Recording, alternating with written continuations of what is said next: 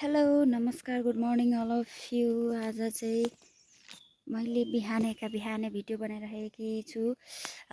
हात्तीहरू होइन यस्तो मौसम भइरहेछ नि।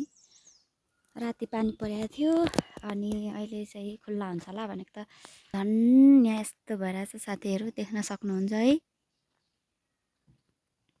यहाँ यस्तो छ। आज राति चाहिँ है यस्तो गडङ पानी परेको थियो अनि यहाँ अलिअलि थोपाहरू पनि बसिरहेको छैन त। पानी चाहिँ मजाले नै आयो साथीहरू। तपाईँहरूकोतिर पनि सबै ठाउँमा पानी आयो होला।